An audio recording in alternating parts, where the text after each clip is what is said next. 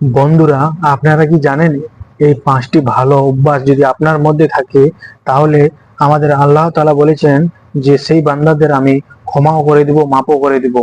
তো চলুন জেনে নিই সেই 5টি অভ্যাস এই ভিডিও থেকে। আল্লাহ বললেন, আমার মুত্তাকি বান্দাদের এই পাঁচটা বৈশিষ্ট্য যদি কারো মধ্যে থাকে তাদেরকে আমি ক্ষমাও করে দেব, জান্নাতও দিয়ে দেব। ডানে যাব না বাই? ডান দিকে গেলে ক্ষমাও পাওয়া যাবে, জান্নাত পাওয়া যাবে, কিন্তু কাজ করতে হবে কয়টা? আমিন। 1 নাম্বার, সুখে দুঃখে দান করা। 2 নাম্বার, রাগকে নিয়ন্ত্রণ করা। 3 নাম্বার, মানুষকে ক্ষমা করা।